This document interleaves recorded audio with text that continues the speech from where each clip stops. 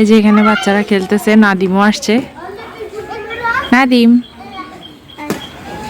এই যে আরেক বুড়ি বাইরে আসার জন্য নাচানাচি করে। মাম্মাম বাইরে আসছেন খেলতে, ও বাসায় থাকে না, ও শুধু এই যে বাচ্চারা খেলে যে এই জন্য এখানে আসবে।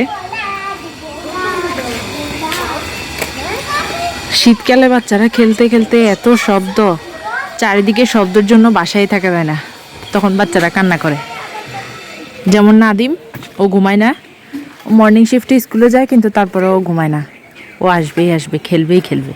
যাও এখানে যাও। এদিকে ও কলা ধরে আছে, এই যে এগুলো মনে হয় বাংলা কলা। আমাদের বাড়ির এদিকে এখনো অনেক জায়গা খালি, তেমন কেউ এখনো এদিকে বাড়ি ঘর করে নেই। এখানে অনেকে গাছপালা লাগায়, চাষবাস করে। এই যে এদিকে হচ্ছে সব খালি মাঠ, এগুলাতে ধান লাগানো থাকে। অনেকে যারা ছাগল পালে তারা সারাদিনই এখানে ছাগলগুলো ঘাস খায়। ওই যে এখানে সিম গাছ লাগাইছে। এই যে নাবিহা বুড়ি দেখতেছে, শিশু দেখতেছে। মাম্মা কোথায় আসছি? মাম্মা বাইরে আসছি। তুমি খেলতে আসছো? বাইরে খেলতে? মাম্মাম খেলতে আসছো? কি হয়েছে বাবা? নাদিম একটু সাময়িক অসুস্থ, নাদিমের একটু একটু জ্বর আছে।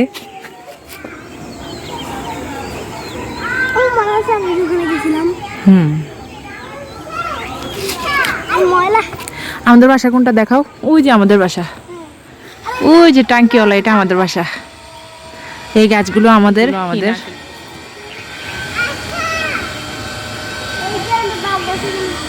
হ্যাঁ, এটাও আমাদের ডাব গাছ। এই যে এটা আমাদের পুকুরের সাইড।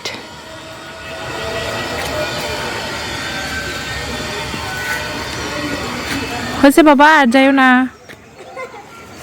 চলে আসো।